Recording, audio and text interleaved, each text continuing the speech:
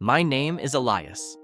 Weeks had passed since I met the old man in the forest, the magician who handed me a rusty knife and the weight of my own will. I carried his black velvet cloth in my rucksack, the knife, cup, coin, and wand tucked inside like relics of a half-remembered dream. Miro, my scruffy companion with amber eyes, trotted beside me as we wandered deeper into the mountains, following trails that seemed to choose us as much as we chose them.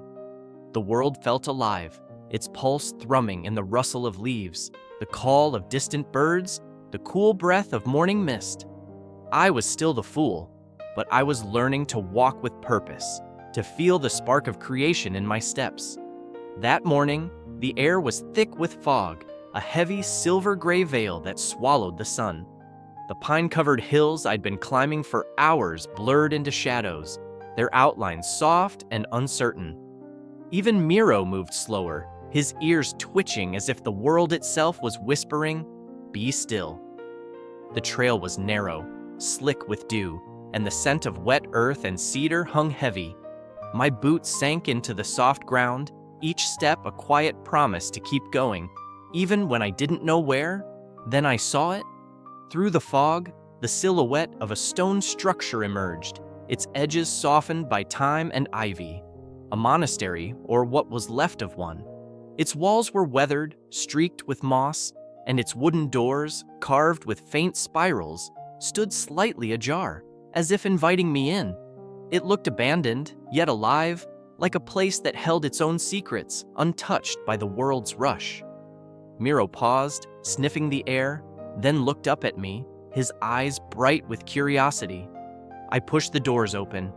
They creaked, heavy and slow, revealing a cavernous hall inside. The air was cool, tinged with the faint smell of old wood and damp stone. No candles flickered, no voices echoed. Only the sound of my breath, sharp and uneven, filled the space. The windows were high and narrow, their glass long gone, letting in slivers of gray light that danced on the worn stone floor. My footsteps echoed as I stepped inside, Miro's claws clicking softly behind me. In the center of the hall, she sat, a woman, motionless, her eyes closed, her hands resting lightly on her lap. She wore a long robe the color of midnight, its edges frayed but elegant, as if it had been woven from the night itself. Her hair was dark, streaked with silver, and fell in loose waves over her shoulders. She was older than me, but her face was timeless, serene, like a statue carved from stillness. She sat on a simple wooden chair, and before her was a low stone table, empty except for a single object, a scroll, its edges curling, tied with a thin blue ribbon. I froze, my heart thudding in my chest. Miro sat beside me, his warmth grounding me in the silence. The woman didn't move, didn't speak. She didn't need to. Then slowly, she opened her eyes. They were deep and clear, like pools of water reflecting a moonless sky.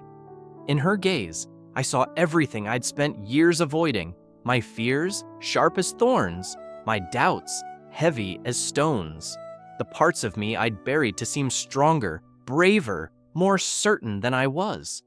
Her eyes held no judgment, only truth, and in that moment, I felt stripped bare, as if she could see every fracture in my soul.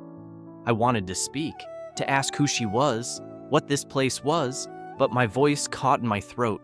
Instead, I sat on the cold stone floor across from her, my rucksack beside me, Miro curling up against my leg. The silence was heavy, but not oppressive. It was alive, humming with a presence I couldn't name. She didn't offer answers. She didn't give advice or tell me what to do. She simply sat, her presence a quiet invitation to listen, not to her, but to myself, to the voice beneath all other voices, the one I'd drowned out with the noise of the city, the demands of a life that wasn't mine. I stayed in the monastery for 3 days. No one else came. No monks appeared. No visitors wandered through. The hall remained empty, the woman its only constant.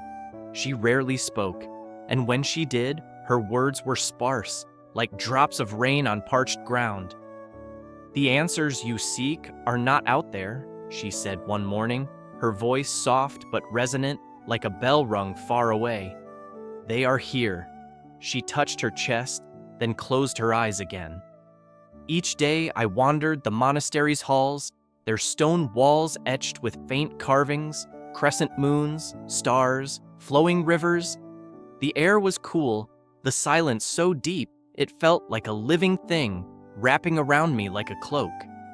I found a small room with a straw mattress and a single window, where I slept each night. Miro curled at my feet. The fog outside never lifted, as if the monastery existed in a world apart, untouched by time. In that stillness, I began to dream. The first night, I dreamt of a crescent moon hanging low over a dark sea, its light rippling across the water like a path. The second night, I saw the scroll from the woman's table, its pages filled with symbols I couldn't read but somehow understood, lines that curved like rivers, shapes that pulsed like heartbeats. The third night, I dreamt of a veil of water, shimmering and translucent, and behind it, a figure I couldn't quite see, but who felt like me, or who I could become. Each morning, I woke with my memories sharper, my emotions clearer. They spoke in colors, red for the anger I'd carried from the city, blue for the grief I'd buried, gold for the hope I'd forgotten. I wrote in my notebook, not to capture the dreams, but to let them breathe. The pages filled with fragments. The moon knows more than I do. It doesn't speak, but it sees. What if I'm not lost, but found? The silence isn't empty, it's full. The woman never explained herself, never offered prophecy or guidance. She gave me something better, space. Space to sit with my thoughts, to feel the weight of my own heart, to remember who I was before the world's noise drowned me out. She was like the monastery itself, ancient, quiet, a vessel for something sacred. On the second day, I tried to ask her questions. "Who are you?" I said, my voice echoing in the hall. She smiled faintly, her eyes still closed. "Who are you?" she replied, and I had no answer. Later, I asked, "What is this place?" She opened her eyes and said, "A door." But it only opens in silence. I didn't understand, not fully, but her words stayed with me, sinking into my bones. I stopped asking questions after that. Instead, I watched her, the way she sat so still, her breath barely stirring the air. I began to mimic her, sitting cross-legged on the floor, closing my eyes, letting the silence fill me. It wasn't meditation, not exactly. It was surrender, a letting go of the need to know, to do, to be anything other than what I was. By the third day, I felt different, lighter, but not empty, like I'd shed a skin I hadn't known I was wearing. The fears that had once clawed at me, fear of failure, of being seen, of not being enough, felt smaller, less solid. They were still there, but they didn't define me. In their place was something new, a quiet trust, a knowing that the answers I needed were already inside me, waiting to be heard. On the morning of the fourth day, I knew it was time to leave.